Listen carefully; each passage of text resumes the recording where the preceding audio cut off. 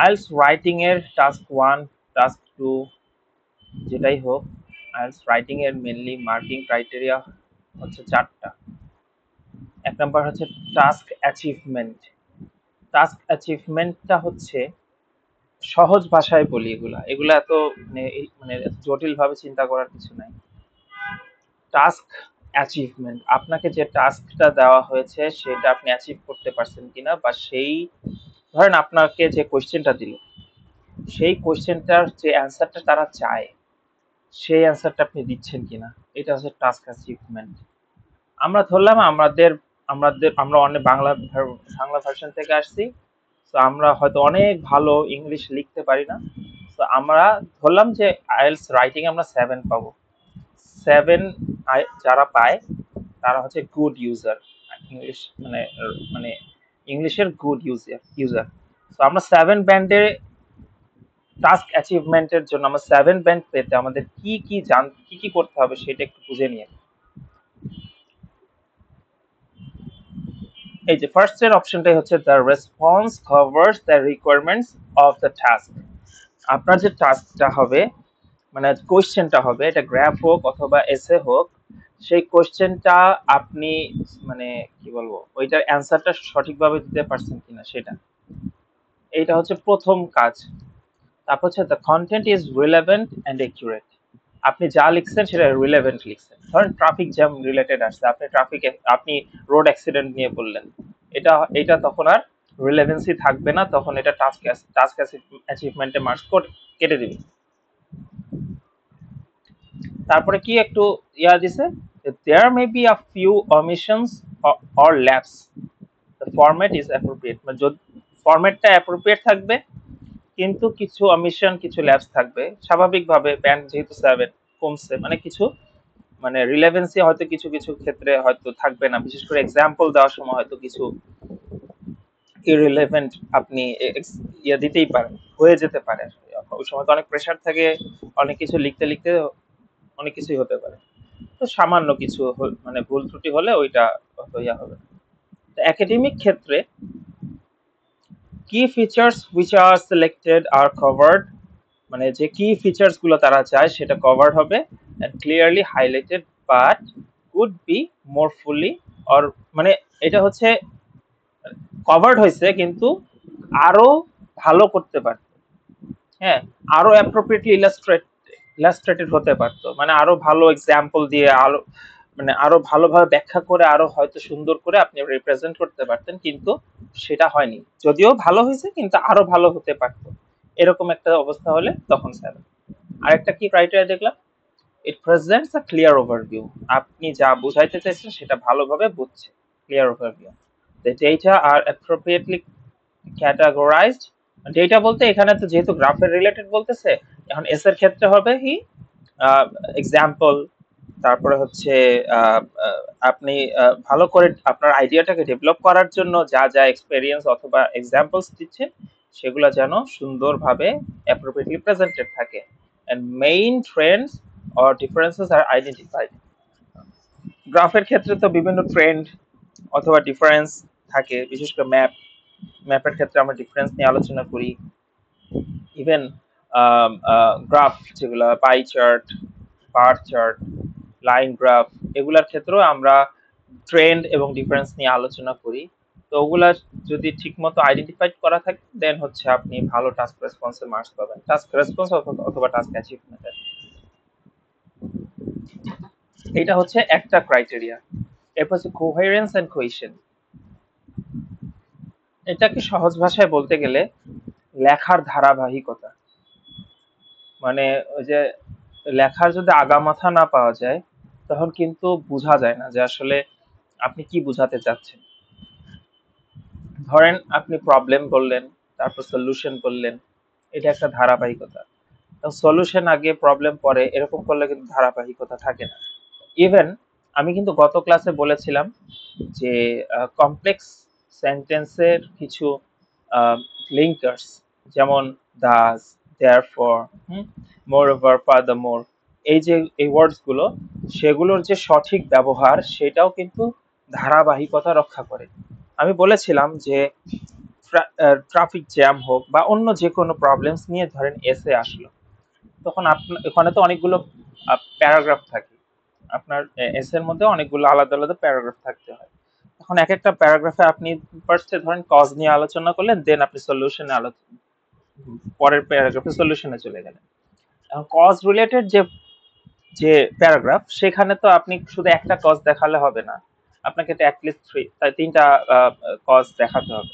তো ফার্স্ট কজটা দেখাইলেন, তখন আপনি ধরেন শুরু করলেন টু বিগিন উইথ, হ্যাঁ, টু বিগিন উইথ দিয়ে তখন একটা ফার্স্ট এর কজটা দিলেন, এবং সেকেন্ড কজ দেওয়ার সময় হয়তো আপনি বললেন যে মোর ওভার অথবা ইন এডিশন, হ্যাঁ, তারপরে থার্ড কজটা দেখানোর সময় তখন বলবেন যে ফার্দার মোর, হ্যাঁ। তো এরকম ভাবে এই লিঙ্কার্স গুলো দিয়ে আপনার একটার পর একটা কজ গুলোকে আমরা ধারাবাহিকতা রক্ষা করলাম, কানেক্টিভিটিটা রক্ষা করলাম, মানে মানে এটাকে যেন ছাড়া ছাড়া না লাগে লেখাগুলোকে। তারপরে ওই তিনটা কজের কারণে এটা যে একটা প্রবলেম, সেই প্রবলেমটা বলার জন্য আমি ধরেন দেয়ারফর ইউজ করলাম, দেয়ারফর এই কারণ এই জিনিসটা একটা প্রবলেম, হ্যাঁ, এরকম। তো এইভাবে কিছু লিঙ্কার্স এর ব্যবহার করার মাধ্যমে আমরা কোহেরেন্স এন্ড কোহেশনটা রক্ষা করতে পারি, ধারাবাহিকতা। যেমন গ্রাফের ক্ষেত্রে কি বলছে দেখি, 7 ব্যান্ডে information and ideas are logically organised, মানে আপনার যে ইনফরমেশন গুলো থাকবে গ্রাফের, সেটা লজিক্যালি অর্গানাইজড থাকতে হবে, মানে ছাড়া ছাড়া করা যাবে না। ধরেন একটা ট্রেন্ড মানে ট্রেন্ড তো একটা শুরু আছে শেষ আছে, মানে ধারাবাহিক ভাবে চলে, হয় ধরেন একটু উপরে উঠলো, তারপর একটু নিচের দিকে নামলো, একটু বাড়লো একটু কমলো, মানে একটা সিকোয়েন্স থাকে। সিকোয়েন্সিয়ালি আপনার যেগুলো যেগুলো ইম্পর্টেন্ট সেগুলো আলোচনা করলেন, এখন শেষেরটা আলোচনা করলেন, শুরুরটা আলোচনা করলেন, তারপর মাঝেরটা, অথবা আপনারা যখন গ্রাফে যাবেন তখন আর এই জিনিসটা আরো ক্লিয়ার হবে। জাস্ট আমি বলার কাজ বলতেছি, হ্যাঁ। তো আহ, আর এই যে আপনার যে আইডিয়াটা এস এর ক্ষেত্রে, সেই আইডিয়াটার যে প্রোগ্রেশনটা, সেটা যেন ক্লিয়ার থাকে। যেমন আমি একটু আগে বললাম, ফার্স্টে আপনি বলছেন এটা একটা প্রবলেম, দেন আপনি একটা প্যারাগ্রাফের প্রবলেম নিয়ে কেন প্রবলেম সেটা একটা কজ দেখাচ্ছেন, তিনটা কজ বললেন, তারপর বললেন যে এটা একটা প্রবলেম, হ্যাঁ। তো এটা একটা প্রোগ্রেশন হলো। এরপরে আপনি সলিউশনে যাচ্ছেন, তারপর তিনটা সলিউশন আপনি বললেন, তারপরে বললেন যে এটা এইভাবে করলে একটা কনক্লুশন টানলেন। এটা একটা ক্লিয়ার প্রোগ্রেশন থাকবে, এটা হচ্ছে কোহেরেন্স। এই ক্ষেত্রে হয়তো কিছু ল্যাপসেস থাকতে পারে, মানে কিছু প্রবলেম থাকতে পারে, কিছু ভুল ত্রুটি হতেই পারে, এটা ওরা মানে মার্জনীয় ভাবে দেখে, মানে হয়তো একটু ব্যান্ড কমবে কিন্তু ভালো একটা স্কোর আসবে। 7 ব্যান্ড রাইটিং এ বাংলাদেশিরা পাওয়া কিন্তু ভালো, ইভেন ইংলিশ মিডিয়ামের পোলাবানও যদি ভালো প্র্যাকটিস না করে, ওরাও 7 এর উপরে পায় না, ভালো প্র্যাকটিস করতে হয়। আচ্ছা, a range of cohesive devices, cohesive device মানে হচ্ছে ওই লিঙ্কার গুলা আমি যেগুলো আপনাদেরকে বললাম। গত ক্লাসটা তন্ময় ভাই তো করেন নাই, তন্ময় ভাই গত ক্লাসটা দেখলে খুব ভালো করে বুঝে যাবেন যে আসলে কমপ্লেক্স কম্পাউন্ড সেন্টেন্সের যে আমি যে বিষয়গুলো দেখিয়েছি সেইগুলো আর কি। তো কোহেসিভ ডিভাইস গুলোকে সঠিকভাবে ব্যবহার করা, ঠিক আছে। তো এখন এটা আবার এটা ব্যবহার করাটাও কিন্তু অ্যাকুরেটলি হতে হবে। কিছু কিছু সময় ইনঅ্যাকুরেসি থাকতে পারে, কিন্তু বেশিরভাগ সময় অ্যাকুরেট হবে, মানে সঠিকভাবে ব্যবহার হয়। আমি গত ক্লাসটা যেভাবে বলছি ওইভাবে যদি আপনার রাইটিং মানে আপনার সেন্টেন্স মেকিং করেন, কমপ্লেক্স কম্পাউন্ড সেন্টেন্সটা খুব ভালো করে প্র্যাকটিস করেন লিখে লিখে, আশা করি এই কোহেরেন্স এন্ড কোহেশনে খুব ভালো মার্কস পাবেন, ইভেন গ্রামাটিক্যাল রেঞ্জেও মার্কস পাবেন। এই যে গ্রামাটিক্যাল রেঞ্জ এন্ড অ্যাকিউরেসি, তো আমি আগে লেক্সিক্যাল রিসোর্সে আসি। এখন লেক্সিক্যাল রিসোর্স বলতে বোঝাবে আমাদের প্যারাফ্রেজিং করার ক্ষমতা কতটুকু, তারপরে হচ্ছে কি বলে অ্যাডভান্স ওয়ার্ডস গুলো কি মানে কি মানে কতটুকু ব্যবহার করতে পারছি। আমাদের এই প্রোগ্রেস ট্র্যাকার টুলের মধ্যে একটা ভিডিও আছে, আগামী কয়েকটা টাস্কের পরেই আপনি হয়তো পেয়ে যাবেন, তাড়াতাড়ি পেয়ে যাবেন, সামনেই আগাতে আগাতে 69টা ওয়ার্ড, অ্যাডভান্স ওয়ার্ড, যারা ব্যান্ড 8 9 পায়, তারা যেসব ওয়ার্ড গুলো ফ্রিকুয়েন্টলি ব্যবহার করে লেখা এবং বলার ক্ষেত্রে, সেই 69টা ওয়ার্ডের একটা লিস্ট ওয়ালা একটা ভিডিও আছে। এটা আইএলটিএস অ্যাডভান্টেজের একটা ভিডিও। সো ওই ভিডিওটা ভালো করে দেখবেন। ওখানে আহ, আহ, ওখানে যে মেন্টর উনি সম্ভবত কিথ নাম, না কিথ না, কি যেন নাম ভুলে গেছি। তো ওই উনি আর কি এই 69টা ওয়ার্ডকে খুব ভালোভাবে ব্যাখ্যা করছেন ইউজ সহ। ওইটা কোন ক্ষেত্রে ব্যবহার হয় এই ওয়ার্ডটা সেটা সহ ভালো করে ব্যাখ্যা করছে। তো ওই ভিডিওটা খুব ভালো করে দেখবেন এবং ভিডিও থেকে 69টা ওয়ার্ড শিখে নেবেন এবং চেষ্টা করবেন এই সবগুলো ওয়ার্ডগুলো কথা এবং লেখার ক্ষেত্রে ব্যবহার করতে। আরেকটা হচ্ছে প্যারাফ্রেজিং। প্যারাফ্রেজিং এর যে বিষয়টা বলি, যেমন আমি ইয়াতে বললাম প্রবলেমস গুলো, প্রবলেমস গুলো যে কজ গুলোতে ফার্স্টে কি বলেছি, টু বিগিন উইথ, শুরু করেছি, পরে বলেছি ইন এডিশন, হুম, এরকম করে বুঝ। তো পরে যখন আমরা আবার ইসে চলে যাব, মানে সলিউশনে চলে যাব, তখন আর টু বিগিন উইথ দিয়ে শুরু করব না, তখন হয়তো টু স্টার্ট উইথ অথবা ফার্স্টলি, এরকম, যাতে তারা বুঝে যে আমি শুধু এই কয়েকটা ওয়ার্ডই জানি না, আমি সঠিক প্যারাফ্রেজিং করতে পারি, এটা যেন তারা বুঝে। সঠিক প্যারাফ্রেজিং এর উপরে হচ্ছে লেক্সিক্যাল রিসোর্সের মার্কস আছে। আপনি যদি ওই প্রবলেমের যে কজ গুলো রিলেটেড প্যাসেজেও যে কোহেসিভ ডিভাইস গুলো ব্যবহার করছেন, সলিউশনতে সলিউশনে যে সেম কোহেসিভ ডিভাইস গুলো ব্যবহার করেন, তখন তারা ভাববে আপনি হয়তো ওগুলো মুখস্থ করছেন, সেই কোহেসিভ ডিভাইসের ওগুলোকে মুখস্থ করে ওগুলা জাস্ট ব্যবহার করতেছেন। কিন্তু যদি আপনি সলিউশনের ক্ষেত্রে ওই ওগুলো ব্যবহার না করে ওগুলো অল্টারনেটিভ যে কোহেসিভ ডিভাইস গুলো আছে সেগুলো ব্যবহার করেন, তখন লেক্সিক্যাল রিসোর্সে ভালো মার্কস আসবে। ইভেন আপনি ধরেন ইয়াং জেনারেশন নিয়ে কথা বলতেছেন, হ্যাঁ, তো ইয়াং, সবসময় ইয়াং ইয়াং না বলে, আপনি ইয়াং না বলে একবার ধরেন ইয়াং বলছেন, আরেকবার অ্যাডোলেসেন্স বললেন, অথবা টিনেজার্স বললেন, হ্যাঁ, তো ওল্ডার জেনারেশন একবার বললেন, আরেক জায়গায় এল্ডারলি বললেন, আরেক জায়গায় সিনিয়র সিটিজেন্স বললেন, মানে লেখার মধ্যে, মানে আপনি যে বিষয়ে লিখতেছেন সেগুলাকেই বারবার দেখবেন, ওগুলার কিছু সিনোনিমস যদি পারেন ওই একই এসের মধ্যে বা একই গ্রাফের মধ্যে, আপনি ওগুলোরও কিছু সিনোনিমস ব্যবহার করবেন। এইটা লেক্সিক্যাল রিসোর্সে আপনাকে ভালো মার্কস দিবে। সবসময় সেম ওয়ার্ড লেখার টেন্ডেন্সি থেকে বেরোতে হবে। এইটার জন্য প্যারাফ্রেজিং এর হেল্প হবে আমাদের সেই ইবুকটা, যেটা আমি আপনাদেরকে দিয়েছি, ওইটা একটু পরে দেখাবো, তখন ভালো করে বুঝে যাবেন যে এটা আসলে কতটুকু ইম্পর্টেন্ট একটা ইবুক আপনাদেরকে আমরা দিচ্ছি। আচ্ছা, এবার আসি গ্রামাটিক্যাল রেঞ্জ এন্ড অ্যাকিউরেসি। আচ্ছা, a variety of complex structures is used with some flexibility and accuracy. মানে কমপ্লেক্স স্ট্রাকচার ব্যবহার করা, এটার জন্য ওই যে আমি কমপ্লেক্স সেন্টেন্সের যে শিখাইছি না, ওই সেই কমপ্লেক্স কম্পাউন্ড সেন্টেন্স গুলো ব্যবহার করা ওই ব্যবহার করে লিখতে হবে। Grammar and punctuations are generally well controlled. এইখানে গ্রামার বলতে বোঝাচ্ছে কমপ্লেক্স কম্পাউন্ড সেন্টেন্সের লিঙ্কারের সঠিক ব্যবহার এবং টেন্সের সঠিক ব্যবহারগুলো। আর পাংচুয়েশনস এগুলোও কিন্তু আমি গত ক্লাসে কমপ্লেক্স কম্পাউন্ড সেন্টেন্সের সাথে দেখাইছি যে কখন কমা, কখন কোথায় কমা হবে, প্লাস হচ্ছে কখন কোথায় ওই যে কি বলে সেমিকোলন ব্যবহার করতেছি, ঠিক আছে।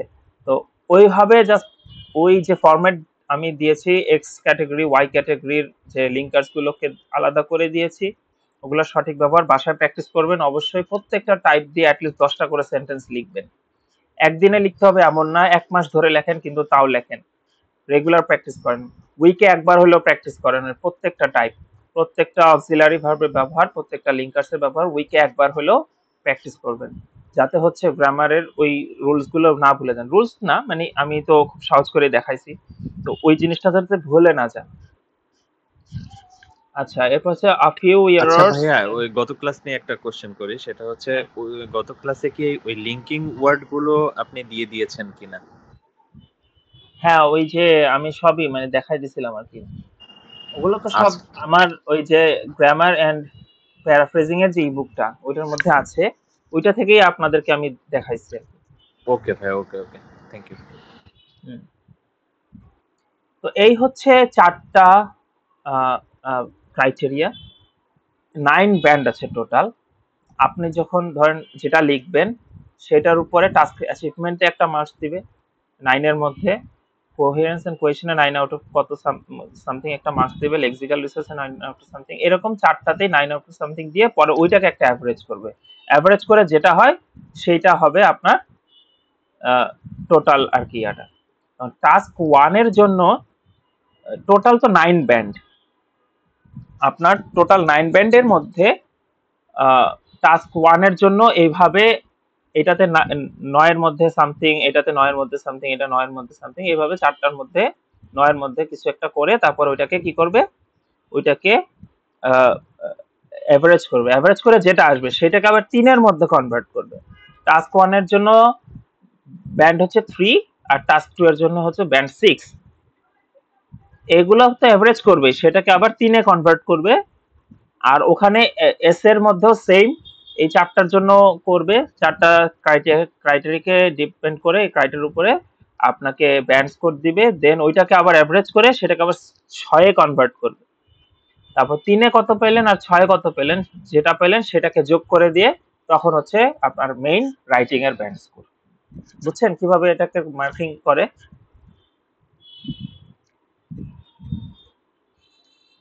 মার্কিংটা নিয়ে একটু কনফিউশন আছে, যদি আমাকে আরেকটু বোঝাতেন ভাইয়া। আচ্ছা ধরেন আপনি টাস্ক 1 এ কত পাইলেন, এখানে 9 এর মধ্যে ধরেন 7 পাইলেন, এটাতে ধরেন 6 পাইলেন, এটাতে ধরেন 8 পাইলেন, এটাতে ধরেন আবার 7 পাইলেন। তো এখন চারটা এভারেজ করলে আবার 7 আসবে আপনার।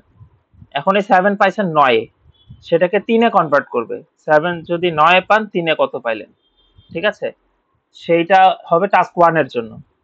আবার ধরেন টাস্ক 2 এর মানে এসে রাইটিং এ, সেখানে আবার টাস্ক অ্যাচিভমেন্টে হয়তো আপনি 8 পাইছেন, কোহেরেন্স এন্ড কোহেশনে ধরেন 7 পাইলেন, লেক্সিক্যাল রিসোর্সে হয়তো 6.5 অথবা 6 পাইলেন, গ্রামাটিক্যাল রেঞ্জে ধরেন আবার 7 পাইলেন, তখন আবার এভারেজ করলে ধরেন 7 চলে আসবে। এখন ওই 7 কে আবার আহ, ওই 7 কে আবার হচ্ছে ধরেন 6 এ কনভার্ট করবে। তো 6 এর যত আসে আর হচ্ছে 3 এর মধ্যে যত আসে এর মধ্যে আসে সেটাকে আবার যোগ ওইটা যোগ করবে। করে আমার মার্কটা দিবে। হ্যাঁ, জি ভাই, দুইটাকে বুঝতে যোগ পেরেছি। করার পরে ফাইনাল যেটা হবে সেটা হচ্ছে আপনার রাইটিং এর ব্যান্ড স্কোর। তো টাস্ক 1 এ আপনার মাত্র 20 মিনিট সময় থাকবে গ্রামার লেখার জন্য, সরি গ্রামার বলি গ্রাফ লেখার জন্য। আর টাস্ক 2 তে হবে আহ, আহ, আপনার হচ্ছে 40 মিনিট, টোটাল 1 ঘন্টা।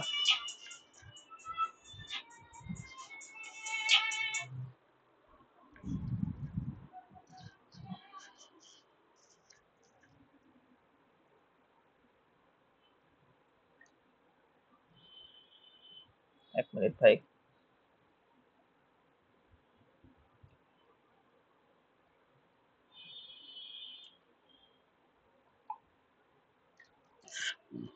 আচ্ছা এই গেল হচ্ছে আমাদের মার্কিং ক্রাইটেরিয়া। এবার আমরা গ্রাফে চলে আসি।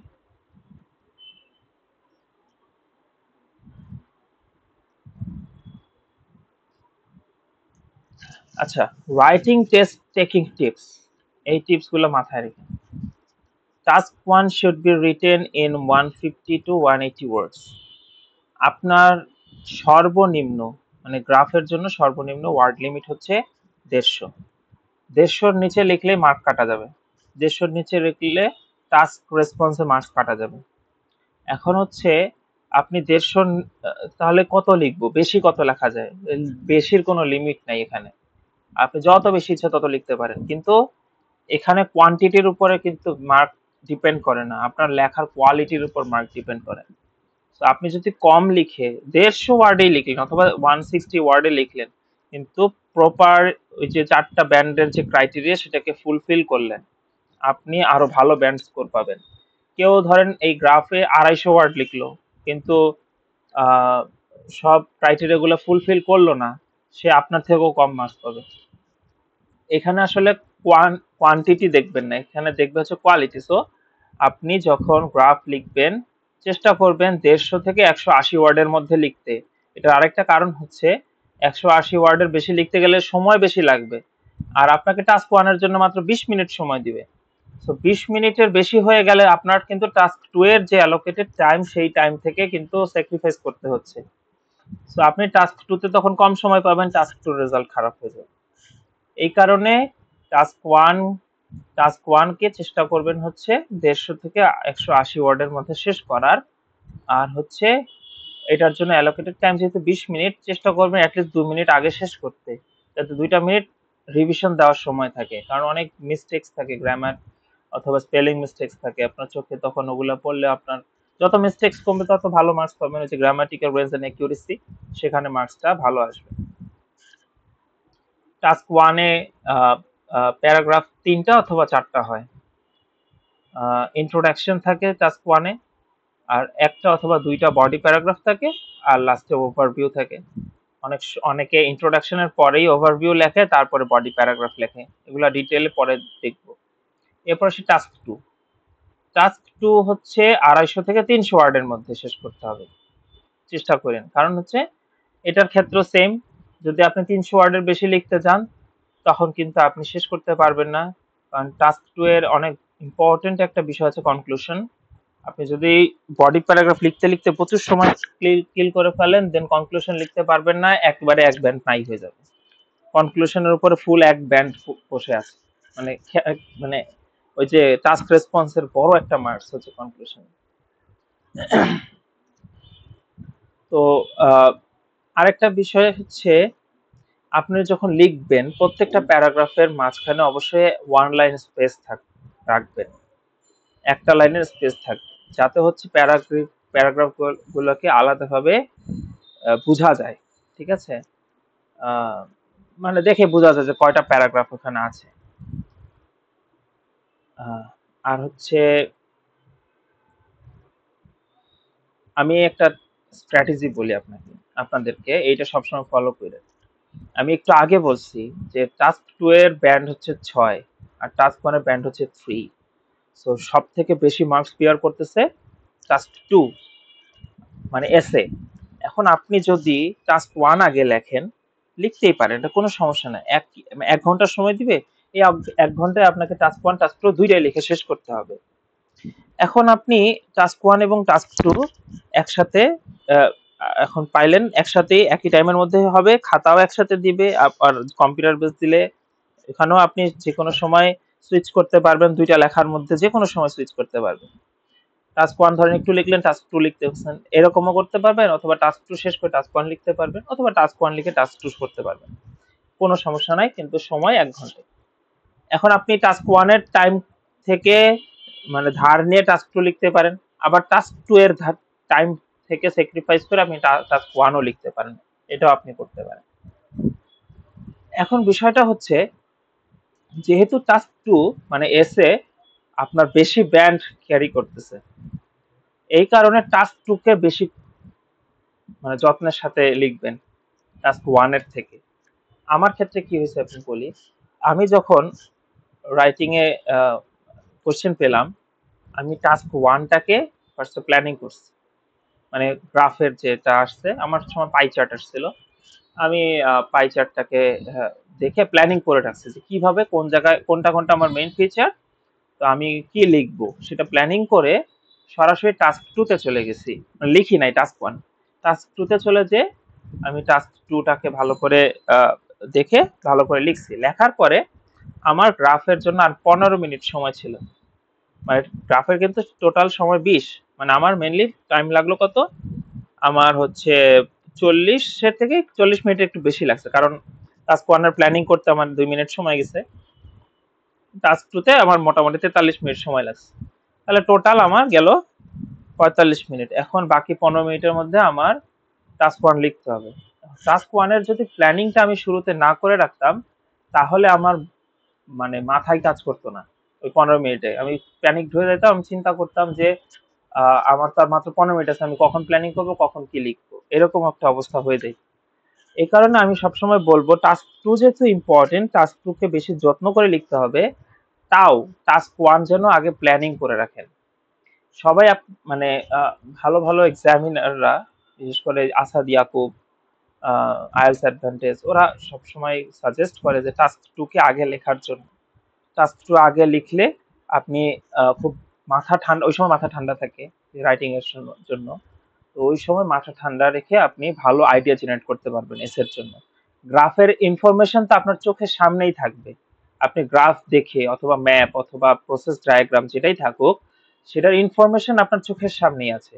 তো ওটা দেখে দেখে আপনার আইডিয়া জেনারেট করতে কষ্ট হবে না। কিন্তু এস এর ক্ষেত্রে ওখানে জাস্ট ২-৩টা লাইন আর কিছুই না। তো ওই ২-৩টা লাইন দেখে ভিতরে কি লিখবেন এটার আপনার একটা প্ল্যানিং করতে হয়। তো আপনার বুদ্ধি খাটাইতে হবে সময়। এর জন্য টাস্ক 2 এর আগে লিখবেন। কিন্তু টাস্ক 1 এ আগে একটা প্ল্যানিং করে রাখবেন।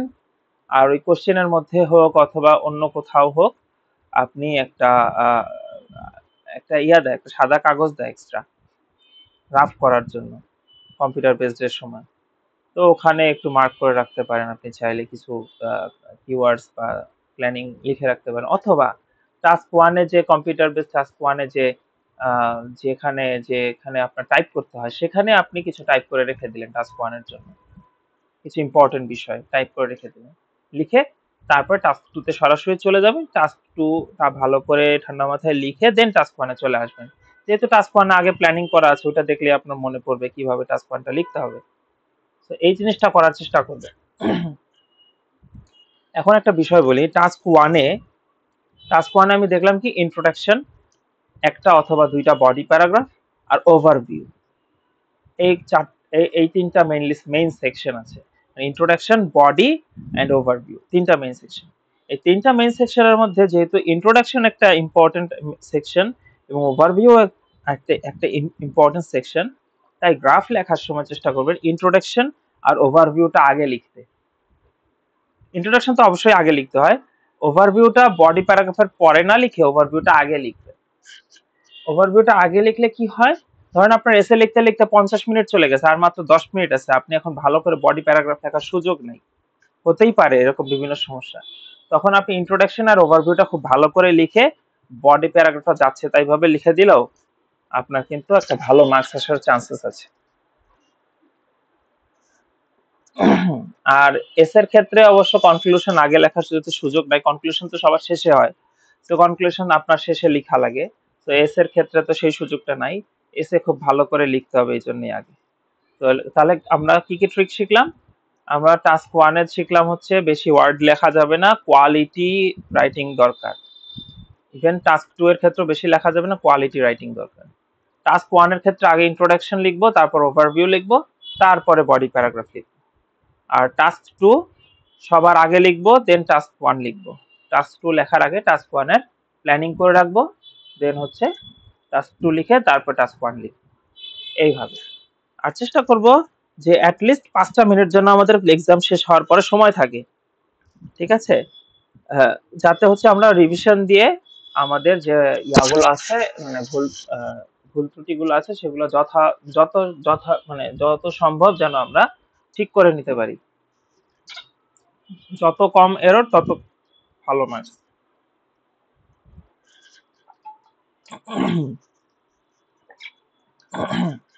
এটুক বুঝছেন সবাই?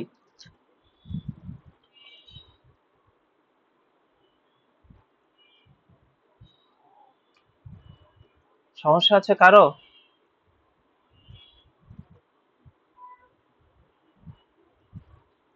সমস্যা না থাকলে আমি ইবুকটায় চলে যাই, মেকারের।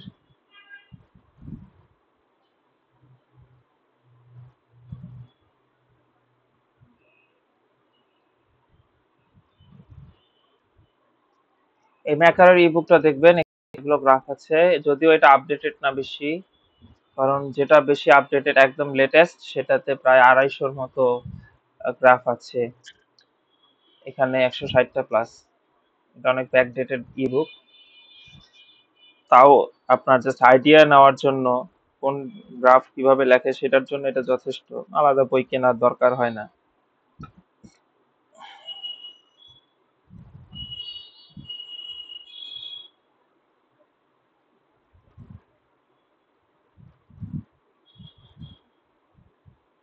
আচ্ছা, তো ফার্স্টে আমরা গ্রাফ দিয়ে আমাদের ক্লাস শুরু হবে আজকে। আমরা আগে প্যারাফ্রেজিং সম্পর্কে আইডিয়া নেই, প্যারাফ্রেজিংটা খুবই গুরুত্বপূর্ণ। প্যারাফ্রেজিং সম্পর্কে আগে বুঝে দেন আমরা হচ্ছে মেইন গ্রাফের নেক্সট ক্লাস থেকে আমরা গ্রাফ শুরু করব আর কি। তো আগে আপনাদের প্যারাফ্রেজিং মানে গ্রাফ রিলেটেড যে ভোকাবুলারিজ গুলো আছে সেগুলো জানতে হবে। গ্রাফ অনেক টাইপের আছে, line graph, bar graph, pie chart, table, তারপরে মাল্টিপল চার্টস বলতে এই যে চার্ট গুলো আছে লাইন, বার, পাই, টেবিল, এগুলোকে আর কি মিলাই ঝিলাই দেয় আর কি। ধরেন লাইনের সাথে পাই দিল, বারের সাথে টেবিল দিল, এরকম মানে একটা মিক্স করে দিবে আর কি। এরকম আরেকটা হচ্ছে প্রসেস অর সাইকেল। ধরেন কোনো প্রাণীর লাইফ সাইকেল দিল, অথবা কোনো কিছু প্রোডাকশন রিলেটেড প্রসেস, মানে ধরেন পাউডার মিল্ক কিভাবে তৈরি করে এই রিলেটেড একটা প্রসেসটা কিরকম, বা কোনো টেকনোলজি কিরকম কাজ করে সেগুলোর একটা ডায়াগ্রাম দিল, ওইটাকে ডেসক্রাইব করতে বলে। আবার আসে ডেসক্রাইবিং অবজেক্টস, কোনো একটা জিনিসের ছবি দিয়ে দিল, সেই জিনিসটাকে ডেসক্রাইব করতে বলে। আরেকটা আছে ম্যাপ। ম্যাপ হচ্ছে হতে পারে এমন যে ধরেন এখন আহ, উত্তরা এলাকা কেমন, সেটার একটা ম্যাপ আছে, এবং ভবিষ্যৎ প্ল্যানিংটা কেমন সে রিলেটেড একটা একটা প্রপোজড একটা প্রজেক্ট এর ম্যাপের প্ল্যান দেখাইলো। তখন কি ডিফারেন্স হইলো বর্তমান অবস্থা এবং ভবিষ্যতে কেমন হতে হওয়ার জন্য মানে প্রপোজালটা দেওয়া হয়েছে সেইটা একটা কম্প্যারিজন। অথবা এমন হতে পারে বর্তমান অবস্থার সাথে গত কয়েক বছর আগের, অথবা 100 বছর আগের বা মুক্তিযুদ্ধের আমলের কেমন ছিল সেটার একটা পার্থক্য করতে দিতে, এরকম টাইপের, এইরকম টাইপের হচ্ছে আপনাদের গ্রাফ আসে। তো এটা তো বলছি ইন্ট্রোডাকশন, বডি, এন্ডিং বা হচ্ছে ওভারভিউ। এরপর আসে এটা line or time graph vocabulary, এটা একটু ভালো করে দেখেন।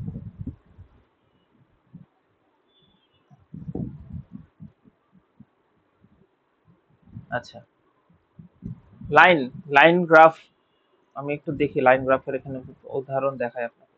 এগুলো আছে বার চার্ট, এগুলো বার চার্ট।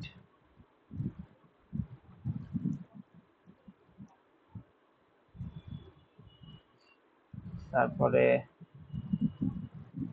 আগে খুব বার চার্ট আসতো, এগুলো হচ্ছে লাইন গ্রাফ।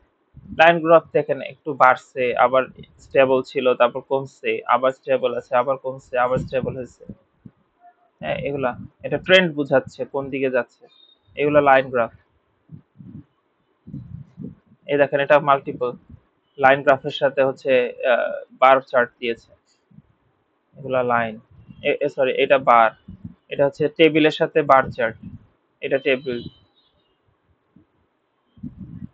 পাই চার্ট কই, এই যে পাই চার্টের সাথে বার চার্ট, আবার এগুলো শুধু পাই চার্ট। এই এটা হচ্ছে প্রসেস ডায়াগ্রাম, এটা হচ্ছে প্রসেস ডায়াগ্রাম। এটা হচ্ছে এটাও প্রসেস ডায়াগ্রাম, এটা ফ্লো চার্ট আর কি, ফ্লো চার্ট এটাও একটা প্রসেস ডায়াগ্রামের মতো। এটা হচ্ছে ম্যাপ, যেগুলো হচ্ছে ম্যাপ, ম্যাপ এখানে খুবই খারাপ ভাবে আঁকা, যদিও মেইন এক্সামে আপনাদের এত খারাপ ভাবে আঁকা আসবে না। এটা হচ্ছে প্রসেস ডায়াগ্রাম, এটা ম্যাপ। দেখাইলাম আর কি আপনাদেরকে কয়েকটা টাইপ, এই কয়টা টাইপই আসে সাধারণত। এমনি ম্যাপ, তারপর হচ্ছে ডায়াগ্রাম গুলাও কম আসে এমনিতে।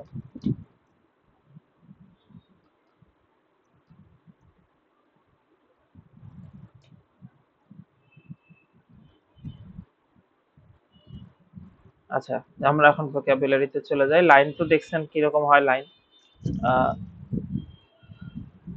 এই যে এরকম হয় লাইন গ্রাফে দেখবেন, এটা হচ্ছে এই যে হালকা বাড়তেছে, তারপর অনেক দ্রুত বেড়ে গেছে, তারপরে আস্তে আস্তে কমতেছে, এরকম কিছু। তো এই লাইন গ্রাফের ভোকাবুলারিটা দেখি, যখন আপনারা দেখবেন লাইনটা নিচের দিকে এরকম নামতেছে, তখন এটাকে আপনি ডিসক্রাইব করবেন এই ওয়ার্ডগুলো দিয়ে: decreased, fail, dropped, declined, came down. এতগুলো কেন শিখবো? হতে বলতে পারেন যে পাঁচটারই তো সেম অর্থ, কিন্তু কেন শিখবো? কারণ হচ্ছে প্যারাফ্রেজিং করতে হবে। কারণ একবার আপনি একটা ধর একাধিক লাইন তো থাকতে পারে একটা গ্রাফের মধ্যে, 5টা 6টা ট্রেন্ড থাকতেই পারে, এখানে দেখাইতেই পারে। তো 5টার ক্ষেত্রে তো আপনি সেম ওয়ার্ড ব্যবহার করবেন না, তাহলে তো লেক্সিক্যাল রিসোর্সে মার্কস কম পাবেন। কোনোটার ক্ষেত্রে ডিক্রিজ ইউজ করছেন, কোনোটায় ফেল, কোনটায় ড্রপড, কোনটায় ডিক্লাইন্ড, কোনটায় কেম ডাউন ইউজ করবেন, এরকম। মানে আমরা সেম ব্যবহার করব না। যদি বাড়ার দিকে হয়, গো আপ যদি থাকে, দেন আপনি ইনক্রিজ, রোজ, তারপরে হচ্ছে ক্লাইম্ড, তারপরে গ্রিউ, ওয়েন্ট আপ, এসকেলেটেড, এগুলো ব্যবহার করব। যদি কোনো চেঞ্জ না থাকে, মানে একদম সমানভাবে চলতে থাকে, এক্স অ্যাক্সিস অথবা ওয়াই অ্যাক্সিসে আহ, মানে একদম সমানভাবে চলতে থাকে, তখন রিমেইন স্টেবল, তারপর হচ্ছে levelled of, stabilised, remain the same, এই ওয়ার্ড এগুলো ব্যবহার করবেন। আর যদি এরকম ফ্ল্যাকচুয়েশনস থাকে, একটু বাড়ছে একটু কমছে, একটু বাড়ছে একটু কমছে, এরকম টাইপের, নট নেসেসারিলি এরকম হবে, কখনো একটু বেশি উঁচু হইলো, আবার একটু কম নামলো, আবার হালকা একটু বাড়লো, আবার বেশি নিচু নামলো, এরকম বিভিন্ন হতে পারে। কিন্তু উঠানামা যদি এরকম থাকে, তখন এটাকে ফ্ল্যাকচুয়েশন বলতেছি আমরা, তখন এটাকে ফ্ল্যাকচুয়েটেড বলবো আমরা। আচ্ছা, কোনো একটা ট্রেন্ড যদি দেখেন যে একদম হাইয়েস্ট পিকে উঠছে, যতগুলা বাড়া দেখাচ্ছে, ধরেন একটু বাড়লো, তারপরে আরেকটু বাড়লো, একটু সব থেকে হাইয়েস্ট যেটা বাড়া দেখাবে, ইন্ডিকেট করবে, সেটাকে আপনারা বলবেন যে রিচড আ হাই অফ, অথবা পিকড, মানে একদম পিক পিক পয়েন্টে চলে গেছে, পিক অথবা রিচড আ হাই অফ। আর লোয়েস্ট যদি হয়, কোনো ট্রেন্ড একদম লোয়েস্ট দেখাচ্ছে, তখন ওটাকে ডিপড অথবা রিচড আ লো অফ, এইটা ব্যবহার করবো। আচ্ছা, এখন এই চেঞ্জ গুলো, বাড়া হোক বা কমা হোক, এই চেঞ্জ গুলা যদি, এই চেঞ্জ গুলাকে, এগুলার জন্য আমরা দেখতে হবে যে চেঞ্জ গুলো কখন স্মল চেঞ্জ হচ্ছে, কখন লার্জ চেঞ্জ হচ্ছে। এটা আমরা আমরা যদি দেখেন এই লাইনটার এখানে যদি আমি একটা ওয়াই এক্সিস আঁকি, আর এই ডান দিকে যদি এক্স এক্সিস আঁকি, তখন দেখবো কি এক্সিসের সাথে এই লাইনটা কিন্তু 45 ডিগ্রি অ্যাঙ্গেলের থেকে কম অ্যাঙ্গেল তৈরি করবে। আশা করি আপনারা এই অ্যাঙ্গেল ট্যাঙ্গেল সম্পর্কে বুঝেন।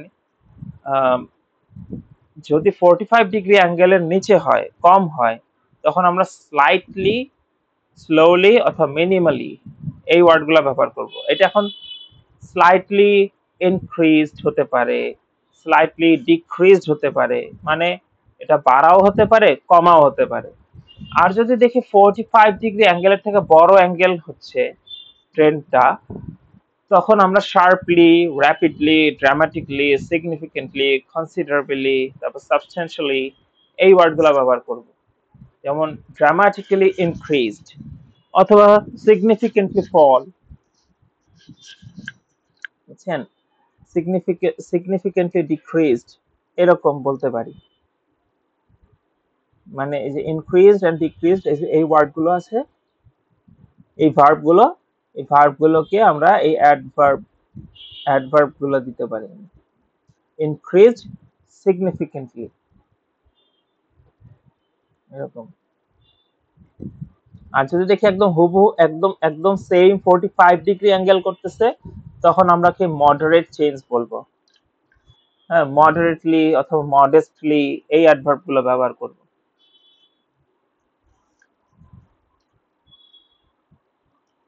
45 ডিগ্রি থেকে বেশি হলে লার্জ চেঞ্জ, মানে সিগনিফিক্যান্ট চেঞ্জ। আর যদি 45 ডিগ্রি থেকে কম হয়, তাহলে হবে স্মল চেঞ্জ।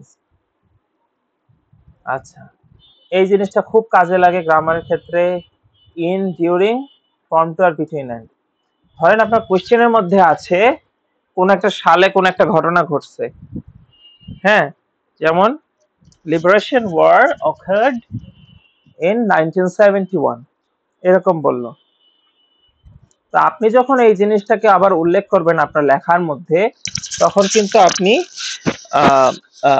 সেম ওয়ার্ড গুলো ব্যবহার করবেন না, এতে করে লেক্সিক্যালে কিন্তু মার্কস বাড়বে না। তখন আপনি প্যারাফ্রেজ করে লিখবেন, তখন আপনি লিখতে পারেন ডিউরিং 1971, ওখানে কি ছিল, লিবারেশন ওয়ার অকার্ড ইন 1971, আপনি ইনের বদলে তখন লিখবেন ডিউরিং ওয়ার্ডটা লিখবেন, তখন লিখবেন ডিউরিং 1971 লিবারেশন ওয়ার অকার্ড, এরকম বলবেন। একটু প্যারাফ্রেজ, একটু ঘুরায় বললেন। যেটা কোশ্চেন আছে সেটা আপনি জাস্ট ঘুরাই বলবেন ডিউরিং, ইনের বদলে ডিউরিং, ডিউরিং থাকলে ইন, আর ইন থাকলে ডিউরিং। আর ফ্রম টু এটা যদি থাকে কত কত সাল থেকে কত সাল বা কোন মাস থেকে কোন মাস এরকম যদি থাকে, ফ্রম টু এর ক্ষেত্রে যদি থাকে তাহলে আপনি দিবেন বিটুইন এন্ড, আর যদি বিটুইন এন্ড থাকে তখন দিবেন ফ্রম টু। এই জিনিসটা মনে রাখবেন। আপনার কোশ্চেনে যদি থাকে ইন তাহলে দিবেন ডিউরিং, কোশ্চেনে যদি ডিউরিং থাকে তখন অ্যান্সার দিবেন ইন। কোশ্চেনে যদি ফ্রম টু থাকে, ফ্রম সেপ্টেম্বর টু নভেম্বর এরকম লেখা আছে, আপনি লিখবেন বিটুইন সেপ্টেম্বর অ্যান্ড নভেম্বর, এইভাবে লিখবেন। আর যদি বিটুইন অ্যান্ড দেওয়া থাকে কোশ্চেনে তখন আপনি লিখবেন ফ্রম টু, বিটুইনের বদলে ফ্রম আর অ্যান্ড এর বদলে টু। এই হচ্ছে বিষয়।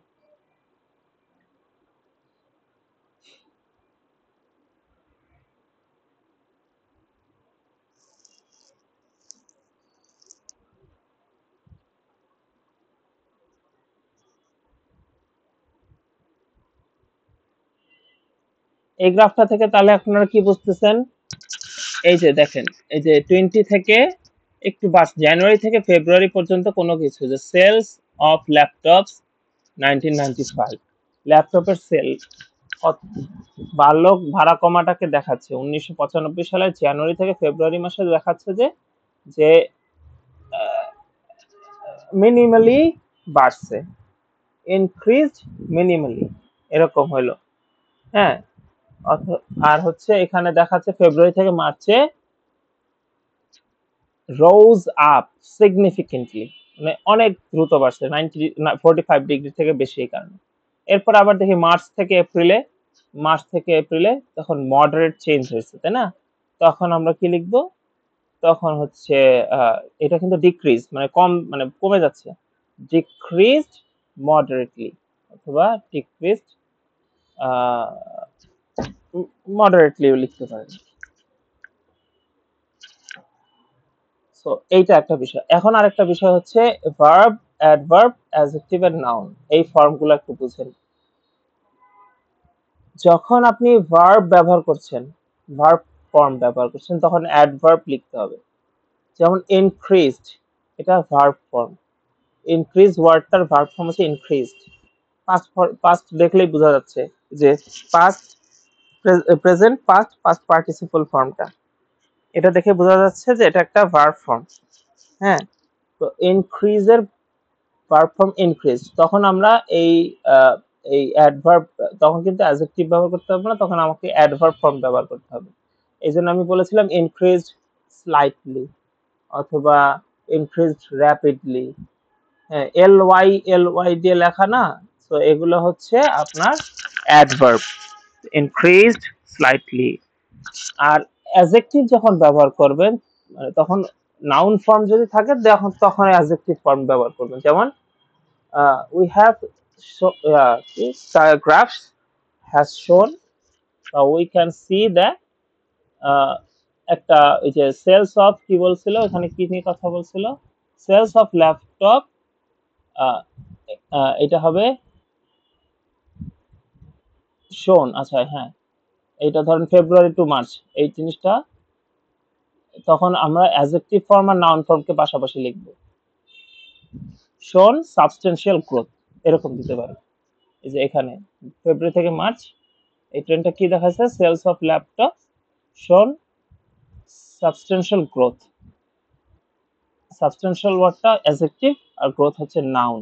এই ওয়ার্ডগুলো যে ইনক্রিজ নাউন ফর্ম আছে, রাইজ, তারপর ডিক্রিজ, গ্রোথ, স্কেলেশন, এগুলো নাউন ফর্ম। তো এইগুলো যদি ব্যবহার করি তাহলে আমার এগুলোকে অ্যাডজেক্টিভ ফর্ম ব্যবহার করতে হবে। আর যদি আমি এইটা দেখাই ভার্ব ফর্ম ব্যবহার করি, তখন আমাকে অ্যাডভার্ব ফর্মে যেতে হবে। ভার্বের সাথে অ্যাডজেক্টিভ যাওয়া যাবে না, আর নাউনের সাথে অ্যাডভার্ব যাওয়া যাবে না, এটা গ্রামাটিক্যাল এরর হবে তখন। এই চারটা এই কারণে দেওয়া যাতে বোঝা যায় যে কখন অ্যাডভার্ব ফর্ম, কখন অ্যাডজেক্টিভ ফর্মটা ব্যবহার করতে হবে। আপনি যদি নাউন ফর্ম ব্যবহার করেন তখন অ্যাডজেক্টিভ, আর যদি ভার্ব ফর্ম ব্যবহার করেন তখন অ্যাডভার্ব। এটা বুঝছেন?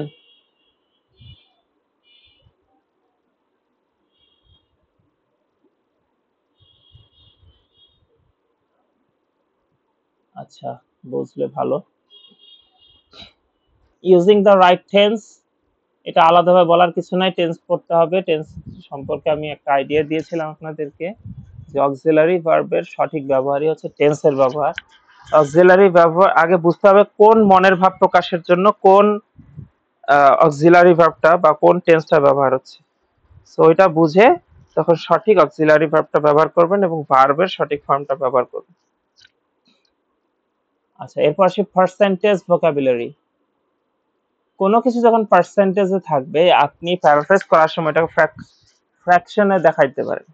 আর যদি ফ্র্যাকশনে থাকে আপনি চাইলে পার্সেন্টেজ দিয়ে দেখাইতে পারেন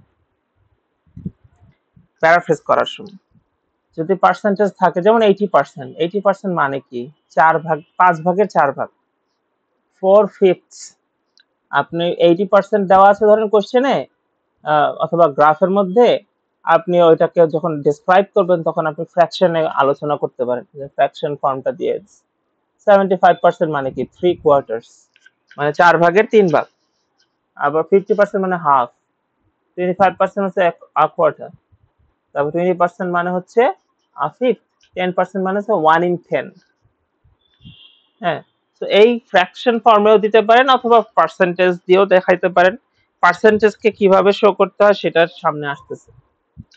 আচ্ছা, এখন এগুলো তো একদম সুন্দর একটা পার্সেন্টেজ যাতে ফ্র্যাকশনে দেখানো গেল, কিন্তু এই টাইপের ফ্র্যাকশন পার্সেন্টেজ যদি হয় 77, 49, 32, এগুলা তো আপনি ফ্র্যাকশনে করতে পারবেন না, মানে বলতে পারবেন না সুন্দরভাবে।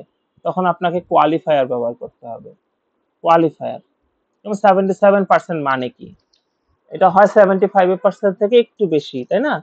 অথবা হচ্ছে 80% থেকে একটু কম। হ্যাঁ, তো আমরা 75% মানে কি? 3/4। যেমন এটাকে দেখি যে অ্যাপ্রক্সিমেটলি 3/4, মানে প্রায় 3/4-এর মতো। 3/4 মানে 75। এটা বেশি হোক বা কম হোক কাছাকাছি তো, এই জন্য অ্যাপ্রক্সিমেটলি বলছি। আবার হচ্ছে 49%, 49% মানে হচ্ছে জাস্ট আন্ডার আ হাফ অথবা নিয়ারলি আ হাফ। 50% যেহেতু হাফ, 50%কে যেহেতু আমরা হাফ বলতেছি, নিয়ারলি আ হাফ মানে প্রায় অর্ধেকের কাছে, 49%। আবার হচ্ছে জাস্ট আন্ডার আ হাফ, মানে 50%-এর থেকে একটু নিচে, জাস্ট এরকম। 32% মানে কি? অলমোস্ট আ থার্ড। 33.33 মানে কি? 1/3 না? সো অলমোস্ট আ থার্ড, মানে যে 33.33%, এইটা হচ্ছে 32 তো কাছেই, তো এটা অলমোস্ট আ থার্ড। তো অলমোস্ট, নিয়ারলি, অ্যাপ্রক্সিমেটলি এগুলোও কিন্তু আলাদা আলাদা প্যারাফ্রেজিং টুল।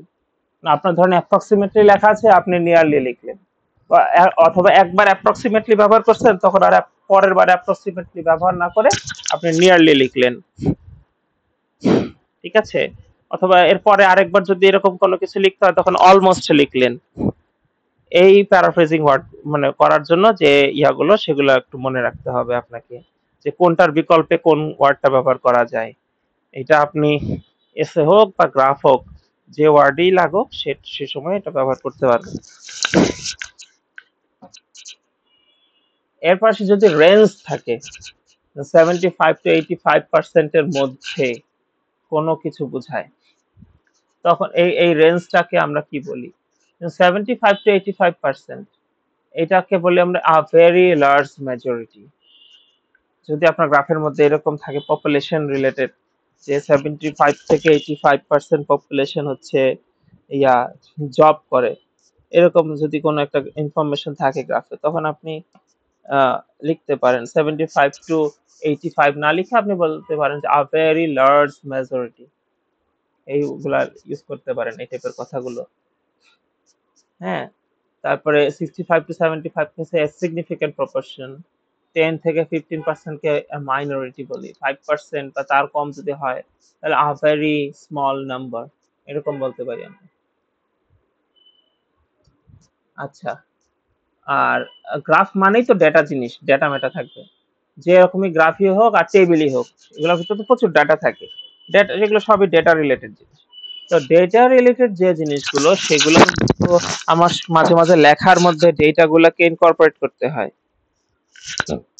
ধরেন 30%, আমি তো 30%টা লিখতেই পারি যে এই এই জিনিসটা 30%।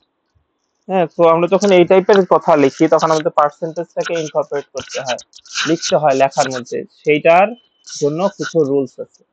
যেমন দেখেন, আপনি সরাসরি ব্র্যাকেটের মধ্যে উল্লেখ করতে পারেন যে জিনিসটার পার্সেন্টেজ বা যে জিনিসটার নাম্বার সামথিং কিছু লেখা আছে, সেই ওয়ার্ডটাকে ব্যবহার করে সেটাকে জাস্ট পাশে একটা ব্র্যাকেট দিয়ে সেই ইনফরমেশনটা দিয়ে দিতে পারেন। অথবা এইটা লিখতে পারেন, হুইচ প্লাস ইজ, মানে হুইচ ইজ, অথবা হুইচ মেক্স আপ, অথবা হুইচ কনস্টিটিউটস, অথবা হুইচ অ্যাকাউন্টস ফর। এই যে চারটা যা দেখতেছেন সেটা হুইচ এর পরে বসায়। হয় হুইচ ইজ লিখবেন, নয় হুইচ মেক্স আপ, অথবা হুইচ কনস্টিটিউটস, অথবা হুইচ অ্যাকাউন্টস ফর। হ্যাঁ, এটা। আর পাস্ট ফর্মে লিখলে তখন কি পাস্ট ফর্মে হবে হুইচ ওয়াজ, হ্যাঁ, তারপরে হুইচ মেড আপ। হ্যাঁ, এরকম করে আপনারা তখন পাস্ট ফর্মে লিখবেন। টেন্সটা বুঝে লিখেন আর কি, যে কোন টেন্সে আছে সেটা বুঝে লিখেন। এরপর এক্সাম্পল আছে, দেখি এক্সাম্পল গুলা দেখলে আরো ক্লিয়ার হয়ে যাবে আপনাদের। যেমন white is considerably more common than blue, এটা হচ্ছে আপনার মেইন সেন্টেন্স। এখন ধরেন আপনার চার্টের মধ্যে বা গ্রাফের মধ্যে হোয়াইট এর পার্সেন্টেজ বলা আছে আর ব্লু এর পার্সেন্টেজ বলা আছে, সেটা এখন আমি কিভাবে লিখলাম? ফার্স্টে ছিল কি ব্র্যাকেট দিয়ে লেখে, হোয়াইট ইজ কনসিডারেবলি, এই যে হোয়াইট এর পাশেই দেখেন 55% ব্র্যাকেট আছে, আবার ব্লুর পাশে 20% হচ্ছে ব্র্যাকেটে আছে। সো এরকম সরাসরি ব্র্যাকেট দিয়ে লেখা যায়। আবার হচ্ছে ওই যেভাবে লেখা, যেমন দেখেন হোয়াইট, তারপর কমা দিয়ে which is 55%, তারপর কি লিখছে is considerably more common than blue which makes up 20%। তাহলে এখানে কিভাবে লিখছে, which is 50% লিখছে হোয়াইট এর বদলে, আর ব্লু এর ক্ষেত্রে এখানে কি লিখছে which makes up 20%। দুইটা সিস্টেম একসাথে ইমপ্লিমেন্ট করছে। এভাবে লিখলে আপনার লেক্সিক্যাল রিসোর্সে ভালো মার্কস পাবে। শুধু ব্র্যাকেটে লিখলে আসলে তেমন ভালো মার্কস আসে না, কিন্তু লেখা যায়, কোনো সমস্যা নেই, কারণ অনেক ডেটা থাকে তো। একবার ব্র্যাকেট লিখতেই পারেন, আরেকবার একটু লিখলেন হুইচ মেক্স আপ, আরেকবার লিখলেন হুইচ কনস্টিটিউট, আরেকবার লিখলেন হুইচ অ্যাকাউন্টস ফর, এরকম। মানে যখন এগুলো সবটাই ইউজ করবেন তখন আপনাকে গ্রামাটিক্যাল রেঞ্জে ভালো মার্কস এবং লেক্সিক্যাল রিসোর্সে ভালো মার্কস দিবে।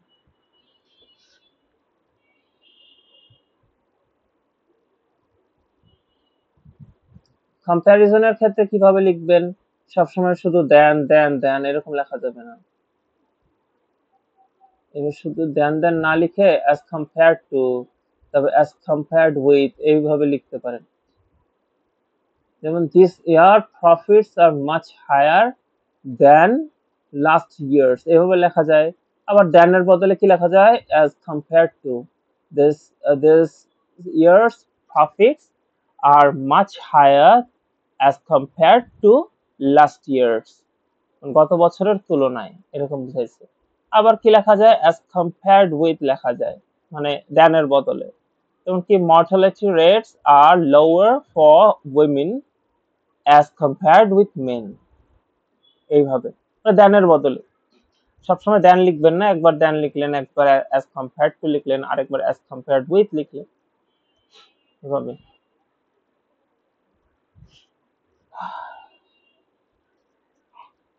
ভয়েস, প্যাসিভ সেন্টেন্স, কখনো কখনো অ্যাক্টিভ সেন্টেন্সকে প্যাসিভ করার মাধ্যমে প্যারাফ্রেজ করতে পারেন আপনারা, অথবা প্যাসিভ সেন্টেন্স আছে সেটাকে অ্যাক্টিভ করে দিলেন, এভাবে প্যারাফ্রেজ করতে পারেন।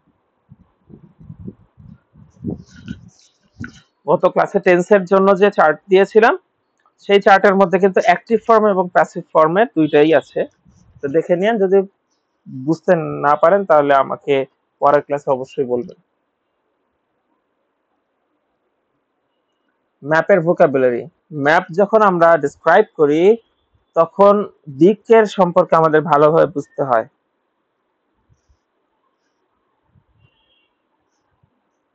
এই ম্যাপের এই জিনিসটা আমরা তো সবাই জানি, দিকের জিনিসটা, ম্যাপের উপর দিক সবসময় নর্থ, যে কোনো ম্যাপ আসুক উপর দিকটা হবে নর্থ, ঠিক আছে, উপর দিক হবে নর্থ, তার ঠিক অপোজিট হবে সাউথ, মানে দক্ষিণ, উপর দিক নর্থ মানে উত্তর, ডান দিক মানে ইস্ট, আর বাম দিক মানে ওয়েস্ট। এই জিনিসটা আপনাদের মাথায় একদম ফুল সেট করে রাখেন। গ্রাফ মানে ম্যাপের ক্ষেত্রে এই জিনিসটা ফুল মাথায় থাকতে হবে, কারণ ম্যাপের ইয়াটা কিন্তু সবসময় যে থাকবে এমন না। মানে এই যে সিম্বলটা, এই জিনিসটা ম্যাপের মধ্যে থাকুক আর না থাকুক, আপনারা ধরেই নেবেন উপর দিক নর্থ, আর বাকি যে দিকটা হচ্ছে যেরকম থাকে সেরকম। এখন এই নর্থ অ্যান্ড ইস্ট এর মাঝখানের যে জায়গাটা, ধরুন আমি যদি পেজটাকে ৪ ভাগ করি, মাঝখান দিয়ে এরকম ৪ ভাগ করি, তাহলে এই প্রথম যে ভাগটা, এই ভাগের মধ্যে যাই থাকুক, এই ভাগের ভিতর যাই থাকুক সেটাকে আমরা নর্থ ইস্ট বলবো। মানে এই জায়গায় নর্থ ইস্ট সাইড অথবা নর্থ ইস্ট পোর্শন, হ্যাঁ, নর্থ ইস্ট কর্নার, এরকম বিভিন্ন কিছু আমরা বলতে পারি। তো নর্থ অ্যান্ড ইস্ট এর মাঝখানের জায়গাটুকু এটাকে নর্থ ইস্ট বলবো, ইস্ট অ্যান্ড সাউথ এর মাঝখানের জায়গায় সাউথ ইস্ট বলবো, সাউথ অ্যান্ড ওয়েস্ট এর জায়গায় মাঝখানে আছে সাউথ ওয়েস্ট বলবো, আর ওয়েস্ট অ্যান্ড নর্থ এর জায়গায় নর্থ ওয়েস্ট বলবো। ঠিক আছে, এই কর্নার গুলো, এই কর্নারের মধ্যে যাই থাকবে, আমরা যদি যদি একটা ম্যাপ দেয়, সেই ম্যাপটাকে ৪ ভাগ করব। জাস্ট মাঝামাঝি উপর থেকে নিচে, আর বাম থেকে ডানে অথবা ডান থেকে বামে যদি দাগ দেই হালকা ভাবে, তখন আমরা সহজে বুঝে যাব যে কোন ভাগকে কি বলতেছি আমরা। ম্যাপ যখন পড়বো তখন ক্লিয়ার হয়ে যাবে এটা আপনাদের। কিরণপ্রীত কর মেকারের বইতে এই কটাই আছে, কি বলে ভোকাবুলারিজ আছে, কিন্তু আমরা পড়াশোনা করার সময় তখন দেখছি যে আসলে এইটুকু হয় না, আরো অনেক কিছু জানার দরকার হয়। সেইটা আমরা আবার আমাদের যে ইবুকটা আছে সেই ইবুকের মধ্যে দিয়ে দিচ্ছি। আমাদের যে ইবুকটা আছে ওইটার মধ্যে হচ্ছে গ্রামার এন্ড প্যারাফ্রেজিং এর যে ইবুকটা, সেটার মধ্যে দিয়ে দিচ্ছি।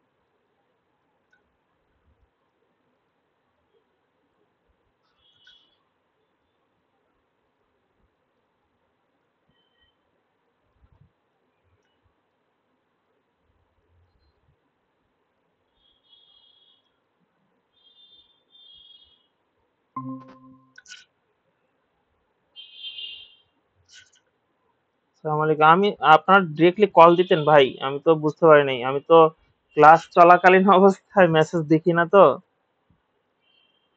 মেসেজ বা ইয়াটা আসলে। আসসালামু আলাইকুম ভাইয়া। ওয়ালাইকুম আসসালাম। আপনারা যে নাই আমি দেখি নাই, আমি তো ক্লাস নিচ্ছি এখানে বসে বসে বসে বসে, আমি ডাকতেছি কেউ দেখে না, আমি যাও। হ্যালো আমি ভাবছি মনে হয় আপনারা ভাইয়া, শুনতে বুঝতেছেন। পাচ্ছেন? হ্যাঁ, শুনতে পাচ্ছি। হ্যাঁ ভাই, শুনতে পাচ্ছি, আপনি শুনতে পাচ্ছেন? Hello, hello. হ্যাঁ ভাইয়া, শুনতে পাচ্ছেন? হ্যাঁ শুনতে পাচ্ছি, আপনি শুনতে পাচ্ছেন না? এখন শুনতে পাচ্ছি। এই কোনো প্রবলেম হয়েছিল? প্রবলেম কি, আহ, হঠাৎ করে নেট চলে গেছিল, আমি তো বুঝি নাই যে নেট চলে গেছে। আমি তো হ্যাঁ। ক্লাস নিচ্ছি, আপনাদেরকে ডাকতেছি, আমি ভাবতেছি যে আপনারা মনে হয় বুঝছেন, এই জন্য হয়তো কোনো রেসপন্স করতেছেন না। আচ্ছা, না আমি আর ভাইয়া অনেক সময় ইয়ে করেছি, আর ওয়েট করেছিলাম অনেক সময়। আমাকে ডিরেক্টলি কল দিবেন এরকম প্রবলেম হলে, আমি যদি না আমি টের পাই। আমি হচ্ছে আপনাকে পার্সোনালি মেসেজ করেছি হোয়াটসঅ্যাপে। হ্যাঁ আসলে ওই যে আমি ক্লাস নেওয়ার সময় তো ওই নেট না। ডিস্ট্রাক্টেড হয়তো পছন্দ করি না, এই জন্য আর কি মেসেজ টেসেজ দেখি না। এরকম প্রবলেম হলে বুঝতে সরাসরি পারছি। কল দিন। আচ্ছা।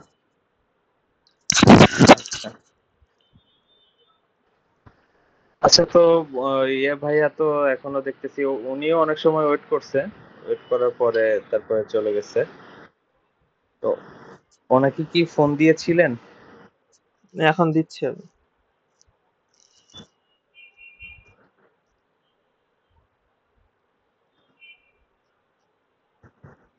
সমস্যা নাই, ক্লাস যতটুকু করছে ওটুকু রেকর্ড হয়ে গেছে।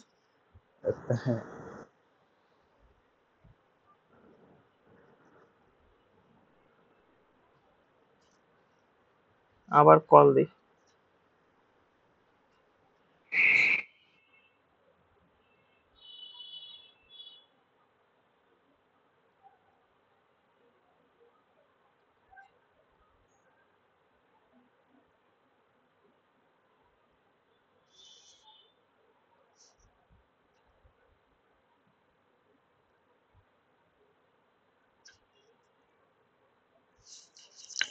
আচ্ছা, আমি ক্লাস নিতে থাকি, উনি আসে আবার জয়েন করবেন। জি ভাইয়া। কত দূর পড়ায় ফেললাম আপনারা দেখতে পারলেন।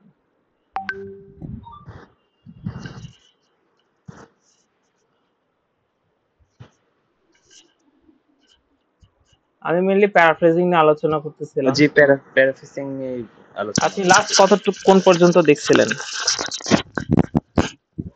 প্যারাফ্রেজিংটা শুরু করছিলেন মাত্র, মানে আপনি যে ইয়েটা 2 নম্বর ইয়েটা শেষ করে তারপরে নতুন আরেকটা ইয়ে শুরু করছিলেন।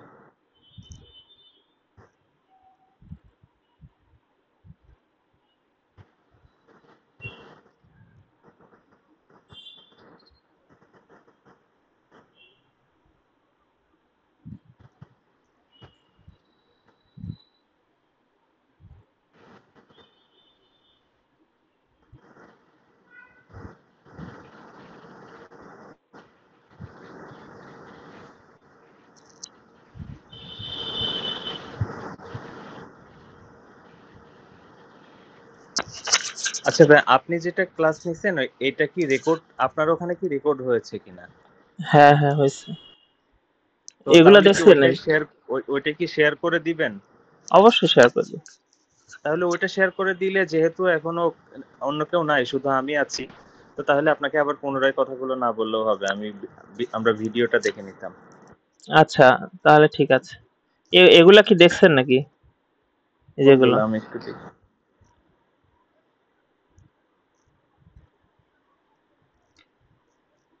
কি হইলো আবার?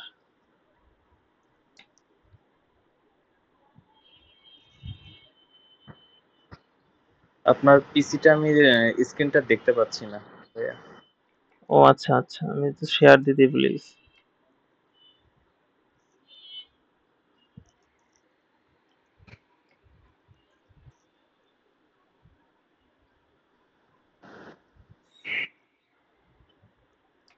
শাকিল ভাই জয়েন করতেছে, 1 মিনিট লাগবে আর। ও,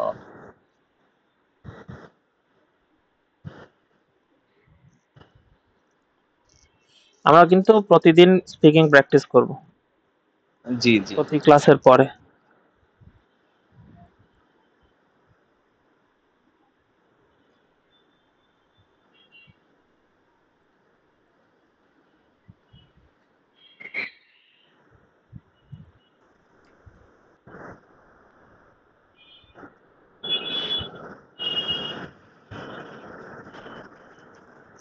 আচ্ছা, কোন পর্যন্ত দেখছিলেন একটু দেখেন। এগুলো দেখছিলেন? না, এগুলো তো দেখিনি, এগুলো নিয়ে আলোচনা হয়। এই পর্যন্ত ছিল, দেখছেন এই পর্যন্ত? এই পর্যন্ত শুরু করেছিলেন?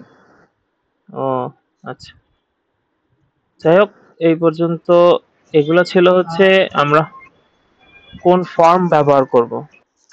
নাউন ফর্ম যখন আমরা ব্যবহার করব, তখন আমরা অ্যাডজেক্টিভ ফর্ম ব্যবহার করব এই যে ট্রেন্ডগুলো বোঝানোর জন্য। যেমন আমি যদি বলি যে সেলস অফ ল্যাপটপ ইন 1995 শোন, তারপরে হচ্ছে আরে টাচের প্রবলেম। আচ্ছা, শোন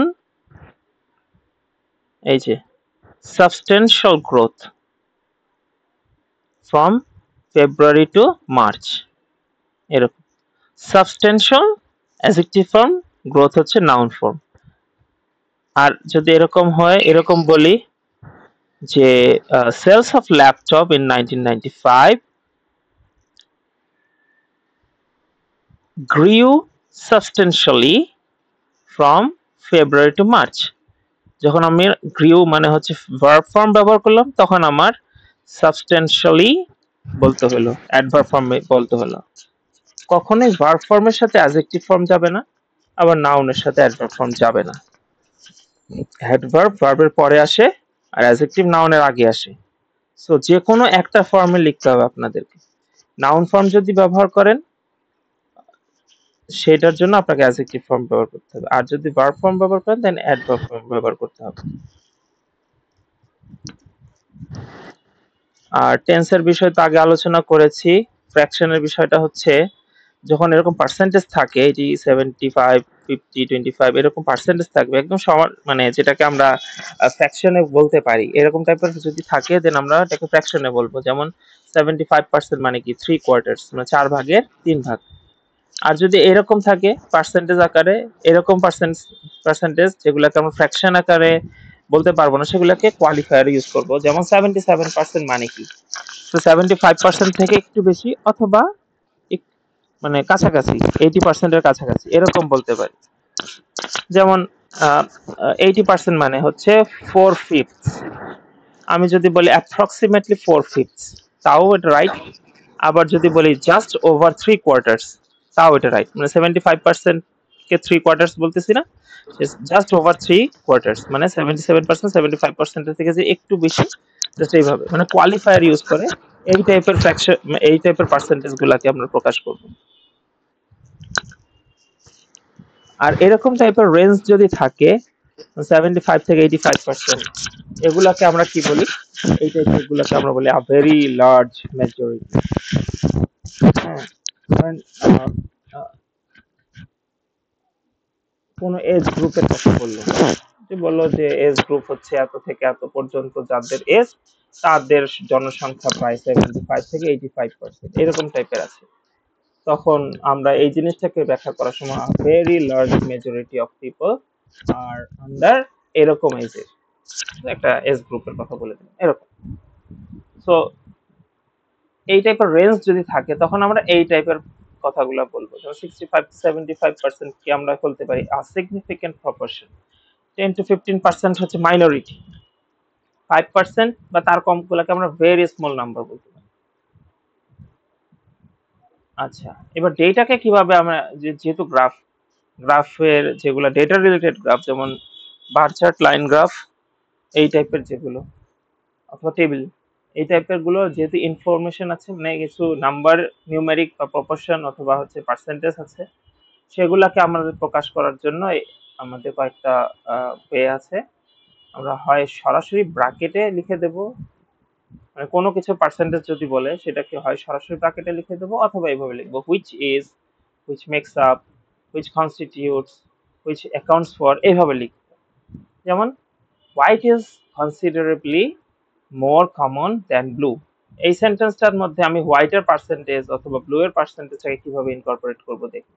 সরাসরি ব্র্যাকেট যেমন বলেছি, হোয়াইট ব্র্যাকেট দিয়ে 55% is considerably more common than blue, blue এর পাশে 20%, এইভাবে। আমরা হয়তো একবার এরকম দেখাইলাম, কিন্তু বারবারই যদি এভাবে দেই তখন লেক্সিক্যাল রিসোর্সে ভালো মার্কস পাবো না। তো আমাকে কি করতে হবে, তখন বাকি যে সিস্টেমগুলো আছে সেগুলোকে অ্যাপ্লাই করতে হবে। এখন আমার যদি এখানে যেমন 5টা আছে, আর এখানে এটা মানে 6টা ওয়ে আমাদের জানা হলো। এখন 6টারও বেশি যদি লিখতে হয় তখন আমরা রিপিট করলে কোনো সমস্যা নেই, কিন্তু 6 অ্যাটলিস্ট 6 বার যদি আমার করতে হয় যেন 6টাই যেন আলাদাভাবে আমরা লিখি। যেমন একবার যেন লিখি হুইচ ইজ, যেমন white comma which is 55% is considerably more common than blue, comma which makes up 20%, মানে হোয়াইটকে আমরা কিভাবে ব্যাখ্যা করলাম, which is 50%, 55%, আর ব্লুকে কিভাবে বললাম, which makes up 20%। তার মানে দুইটা পার্সেন্টেজকে দুইটা ওয়েতে আমরা জাস্ট ডেসক্রাইব করলাম। সেম আবারও যদি কোনো পার্সেন্টেজকে ডেসক্রাইব করতে হবে তখন আমরা লিখবো which constitutes, আবার আরেকবার লিখবো which accounts for। এরপরে যদি আবার আসে তখন আমরা কোনো কিছু রিপিট করলে কোনো সমস্যা নেই, কিন্তু যতক্ষণ আমার নলেজের মধ্যে এগুলি আছে এগুলো আমাদের প্রত্যেকটাই ব্যবহার করা উচিত লেক্সিক্যাল রিসোর্সে মার্কস বেশি পাওয়ার জন্য। তো এরপর হচ্ছে গ্রুপিং ইনফরমেশন, এটা না, গ্রুপিং ইনফরমেশন লাগবে না। কম্প্যারিজনের ক্ষেত্রে আমরা তো বেশিরভাগ সময় দেন লিখি। যেমন কি বলবো, যদি যেমন দেখেন, this years profits are much higher than last years, মানে গত বছরের থেকে আজ এই বছরের প্রফিটটা বেশি ছিল, এই জিনিসটা দেন দিয়েও লিখতে পারি। আর সবসময় যে দেন করি তখন কিন্তু লেক্সিক্যাল মার্কস পাবো না। তখন আমার কি কি ওয়ে আছে, আমি লিখতে পারি ইন কম্প্যারিজন উইথ লিখতে পারি। যেমন this years profits are much higher in comparison with last years, এটা লিখতে পারি। অথবা হচ্ছে অ্যাজ কম্পেয়ার্ড টু, অথবা অ্যাজ কম্পেয়ার্ড উইথ, এভাবে লিখতে পারি।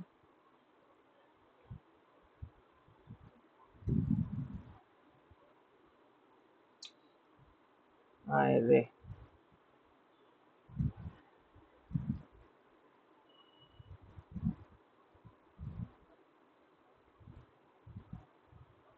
আজকে মাউসের ব্যাটারি চলে গেছে, আবার টাচ প্যাডেও সমস্যা। প্রসেস ভোকাবুলারি, প্রসেস ডায়াগ্রামের জন্য যেসব ভোকাবুলারি, প্রসেস তো অবশ্যই অনেকগুলো স্টেপ থাকে। এই স্টেপ গুলোকে ডিসক্রাইব করার সময় আমাদের যেমন দ্য ফার্স্ট, ফার্স্টলি, সেকেন্ডলি, অথবা the second, the next stage, স্টেজের বদলে স্টেপ বলতে পারি, অথবা ফেজ বলতে পারি। এরকম বিভিন্ন প্যারাফ্রেজিং, মানে মানে মানে সিনোনিম ইউজ করে আমরা প্যারাফ্রেজ করবো। ভোকাবুলারিজ এগুলো আমাদের জানতে হবে। আর ফার্দার, তারপর শেষে যখন আলটিমেটলি অথবা ইভেনচুয়ালি, হ্যাঁ, তারপর কোন একটা স্টেপের মধ্যে কি কি আছে সেটা বুঝাতে গেলে দিস স্টেপ ইনভলভস, হ্যাঁ, after this stage is complete, তারপর অন্য কিছু। এই এই ভোকাবুলারিজ গুলা মুখস্থ করে ফেলতে হবে।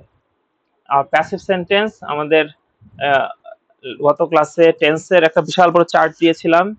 অ্যাক্টিভ ফর্ম এবং প্যাসিভ ফর্মের অক্সিলারি ভার্বের ব্যবহারগুলোকে সহজ করে বোঝার জন্য সেই ইয়াগুলো দিয়েছিলাম। কারণ টেন্স মানে হচ্ছে মনের ভাব প্রকাশ করার জন্য, যে মনের ভাব প্রকাশ করার জন্য যে অক্সিলারি ভার্ব আছে সেটার সঠিক ব্যবহার প্লাস ভার্বের ফর্মের সঠিক ব্যবহার।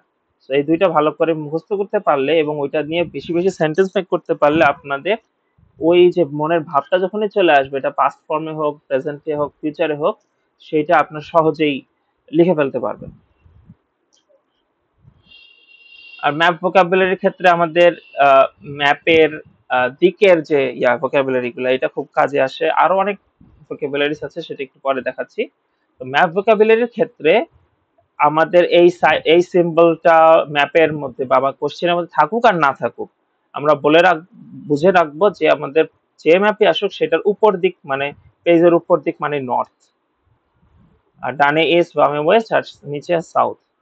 আর আমি যদি পেজটাকে 4 ভাগ করি, অথবা ম্যাপ যে ডায়াগ্রামটা দিবে সেই ডায়াগ্রামটাকে 4 ভাগ করি, তাহলে প্রথম ভাগটা মানে নর্থ এন্ড ইস্ট এর মাঝখানের ভাগে যাই থাকুক সেটাকে ডেসক্রাইব করতে আমরা নর্থ ইস্ট ব্যবহার করব। North east side, north east portion, অথবা নর্থ ইস্ট কর্নার, এরকম কথা বলতে হয় তখন। ইস্ট এন্ড সাউথের মাঝখানে ওটাকে বলবো হচ্ছে সাউথ ইস্ট। ওয়েস্ট এন্ড সাউথের মাঝখানের জায়গাটাকে বলবো সাউথ ওয়েস্ট। নর্থ এন্ড ওয়েস্টের মাঝখানের জায়গাটাকে বলবো নর্থ ওয়েস্ট।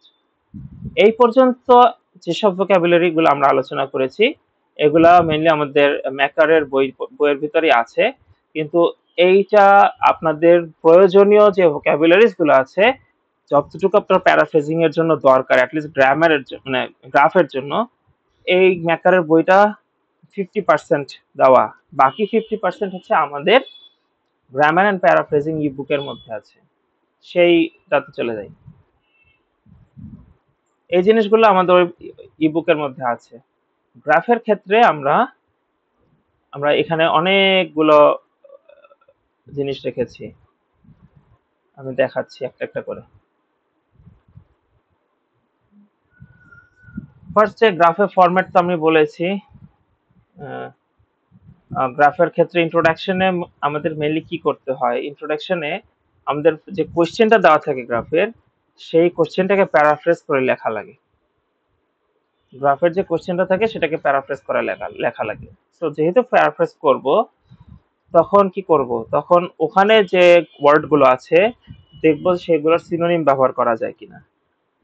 আমরা যদি সিনোনিম না ব্যবহার করতে পারি তখন আমরা ওইটার গ্রামাটিক্যাল ফর্মকে চেঞ্জ করে দেব।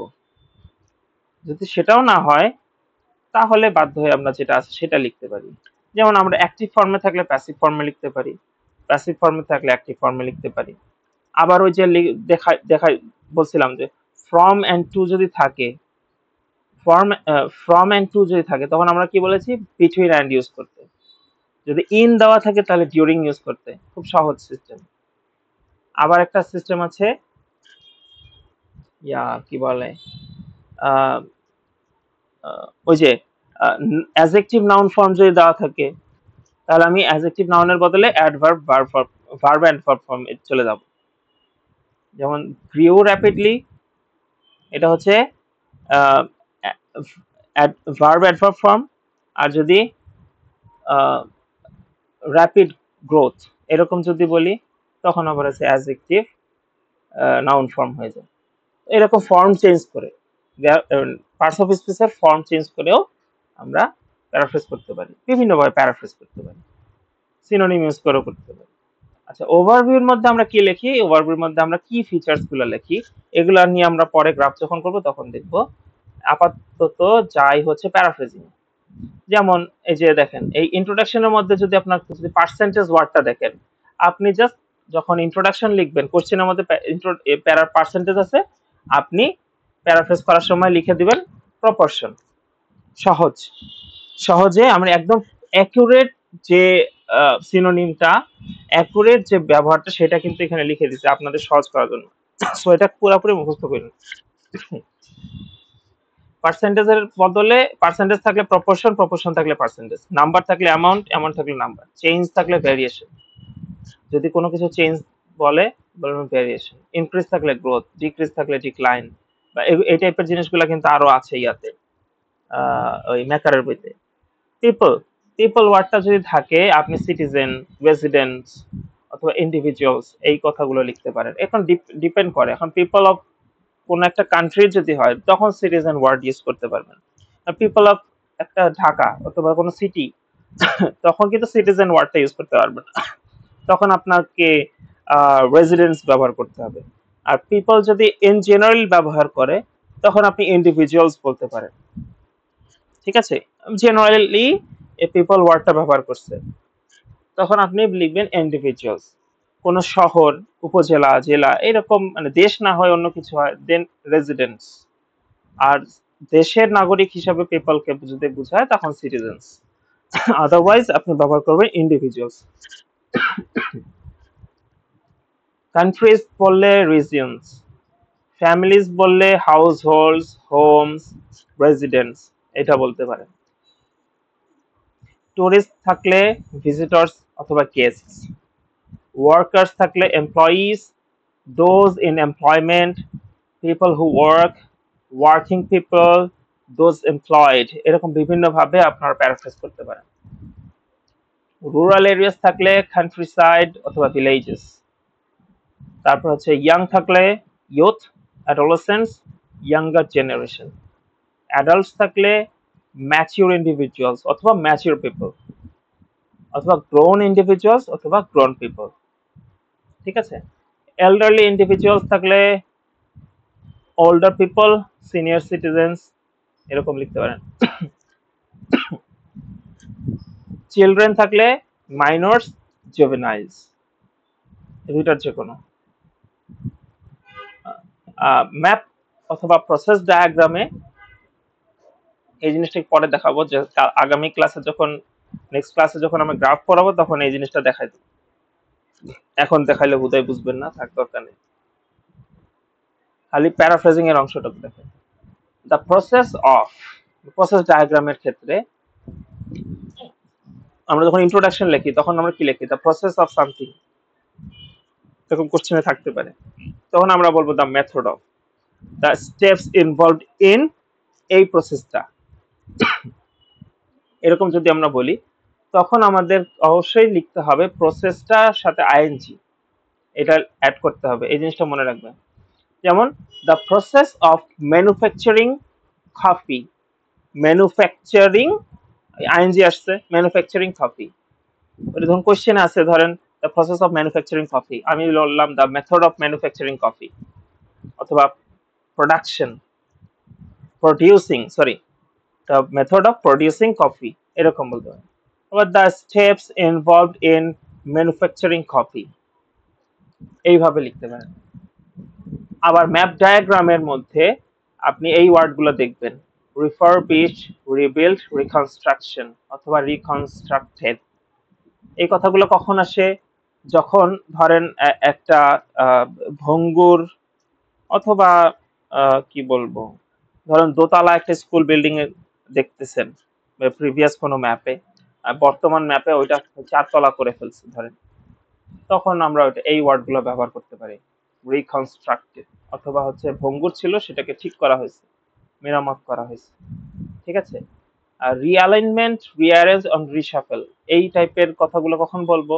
যখন ম্যাপের মধ্যে এরকম থাকবে, ধরেন আগের ম্যাপের একটা জায়গায় একটা ক্যাফে ছিল, আর একটা জায়গায় ধরেন স্কুল ছিল, আর একটা জায়গায় কার পার্কিং ছিল। এখন নতুন যে মডেল ম্যাপ যেটা, সেটার মধ্যে ধরেন এই 3টা জিনিসই আছে কিন্তু জায়গা পরিবর্তন হয়েছে।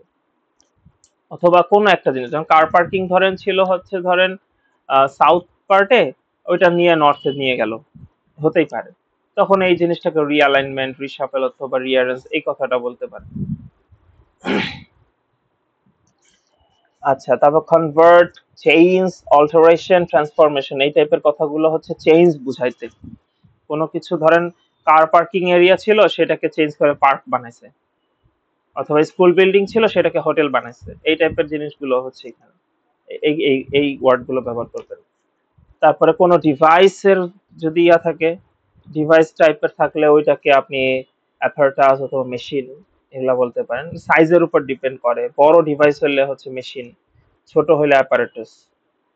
তারপর stage, phase and step, process ডায়াগ্রামে তো অনেকগুলো স্টেপ থাকে, ওইটার ক্ষেত্রে স্টেপ অথবা হচ্ছে ফেজ অথবা স্টেজ, এই ওয়ার্ডগুলো ব্যবহার করবেন। কোনো কিছুর ভবিষ্যৎবাণী টাইপের যদি কোনো কিছু থাকে, অথবা ফিউচারে কোনো প্ল্যানিং আছে যে, অথবা কোনো কিছু হবে, কোনো একটা ট্রেন্ড আমরা দেখি না, ট্রেন্ড দেখলে তো বুঝতে পারি যে সামনে হয়তো সোনার দাম কমবে অথবা বাড়বে, এরকম দেখে বুঝি না? তো ওই ক্ষেত্রে এই টাইপের যদি ট্রেন্ড গুলাকে যদি আপনার প্রেডিকশন বুঝায়, তখন আপনার প্রেডিকশন ওয়ার্ডটা থাকলে ফোরকাস্ট বললেন, ফোরকাস্ট থাকলে প্রেডিকশন বললেন। আচ্ছা, তারপরে কোনো কিছুর ভাগ বুঝাইলে পার্ট, পোর্শন, সেকশন অথবা শেয়ার। আর ওই যে বললাম অ্যাবাউট থাকলে অ্যাপ্রক্সিমেটলি, নিয়ারলি, অলমোস্ট, এই টাইপের ওয়ার্ড হয়, প্রায় এইটা জিনিসটা বুঝাইছে আর কি। আর এই যে স্টেপ, মানে প্রসেস ডায়াগ্রামে তো স্টেপ থাকে, সেই ক্ষেত্রে পরবর্তী স্টেপ বুঝাইতে নেক্সট এর জায়গায় ফলোইং অথবা সাবসিকুয়েন্ট, এইগুলা।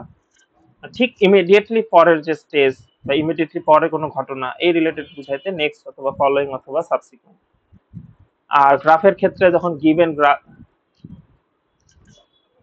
গিভেন ওয়ার্ডটা থাকবে, তখন আপনি পার্টিকুলার, সার্টেন অথবা স্পেসিফিক এই ওয়ার্ডগুলো ব্যবহার করতে পারেন। অনেক সময় কোশ্চেনের মধ্যে অথবা গ্রাফের মধ্যে কান্ট্রি থাকে, কোনো দেশ দেওয়া থাকে, হ্যাঁ, people of UK, people of the UK এরকম বললে আপনি প্যারাফ্রেজ করে ব্রিটিশ পিপল লিখতে পারেন, ঠিক আছে। মানে দেশকে ন্যাশনালিটি দিয়ে আপনি রিপ্রেজেন্ট করতে পারেন। দ্য পিপল অফ জার্মানি এরকম যদি থাকে, আপনি বলেন জার্মান পিপল, এরকম লিখতে পারেন, ঠিক আছে, এইভাবে লিখতে পারেন। আর ইউএসএ এন্ড ইউকে লেখার সময়, এই দেশের নাম লেখার সময় অবশ্যই দা ওয়ার্ডটা ইউজ করবেন। বাকিগুলার নামের আগে কিন্তু দা লেখে না, কোনো দেশের নামের আগে দা লেখে না, কিন্তু ইউএসএ এন্ড ইউকে যখন, অথবা ইউএই, দুবাই এর ক্ষেত্রে আর কি, তখন কিন্তু দা লিখবেন। এই জন্য এটাকে একটু আলাদাভাবে লিখছি, দা ইউএসএ, দা ইউকে, হ্যাঁ। তো এই দুটা এখানে একটু এই জন্য লিখে দিচ্ছি। তো এই পর্যন্ত আমাদের আজকে প্যারাফ্রেজিং এর বিষয়। ম্যাকারের বইতে যেসব ভোকাবুলারিজ গুলো আছে সেগুলো দেখবেন, আর আমি যেগুলো দিয়েছি সেগুলো দেখবেন। কোন ক্ষেত্রে কোনগুলা ব্যবহার করতেছি, ইয়াং এর জন্য কোনগুলা, অ্যাডাল্টের জন্য কোনগুলা, কান্ট্রির জন্য কোনগুলা, এইগুলা ভালো করে মুখস্থ করবেন, যাতে যে ওয়ার্ডটাই কোশ্চেনে থাকুক সেইটার অপোজিট কোনো ওয়ার্ড ব্যবহার করতে পারেন বা একাধিক ওয়ার্ড ব্যবহার করতে পারেন। ধরেন ইয়াঙ্গার জেনারেশন নিয়ে কোনো কোশ্চেন আসলো, আপনি ইয়াং পিপল লিখতে পারেন, অথবা ইয়ুথ, অ্যাডোলেসেন্স, এইসব ওয়ার্ডগুলা সবগুলা যে কয়টা জানেন সবগুলা অ্যাপ্লাই করবেন, চেষ্টা করবেন সবগুলো অ্যাপ্লাই করতে, কিন্তু অ্যাকুরেট যেন হয়, ইররিলেভেন্ট যেন না হয়। যেমন আমি যদি টিনেজার্স ব্যবহার করি চিলড্রেনের ক্ষেত্রে, তাহলে হবে তখন কিন্তু হবে এইটা কিন্তু ইনঅ্যাকুরেট হবে। জুভেনাইলস, মাইনরস এগুলো চিলড্রেনের বিপরীতে লেখা যায়, কিন্তু টিনেজার্স লেখা যায় না। তো আমরা টিনেজার্স চিলড্রেনের ক্ষেত্রে লিখলে তখন ইররিলেভেন্ট হবে। তো আমরা বুঝে শুনেই করবো, এই কারণে আমি জাস্ট লিস্টেড করেছি আপনাদের সহজ করার জন্য। তো আমার এইখানের যেটা আছে, মানে এটা আপনাদের ইবুকটার মধ্যে আছে, গ্রামার এন্ড প্যারাফ্রেজিং ইবুকের মধ্যে আছে, ওইখানে এগুলো থেকে এগুলো মুখস্থ করে নিন এবং ব্যবহার করতে হবে। আপনারা এই যে ওয়ার্ডগুলো ম্যাপ এবং প্রসেস ডায়াগ্রামের মধ্যে এগুলো খুব পাবেন, এই টাইপের ওয়ার্ডগুলো প্রত্যেকটা আলাদা আলাদা ভাবে লিখছি, কোনটার বদলে রিফারবিশের বদলে রিবিল্ড, তারপর রিকনস্ট্রাকশন, এরকম কান্ট্রির বদলে ন্যাশনালিটি। এইগুলো আমি কেন দিছি, কারণ এগুলা সাধারণত আসে ইয়ার মধ্যে আর কি, আইএলটিএস এইগুলি আসে, এই কয়টার বাইরে সাধারণত আসে না, মানে আমি দেখি নাই আর কি। তো এগুলাই, এই জন্য অ্যাটলিস্ট কান্ট্রি অ্যান্ড ন্যাশনালিটি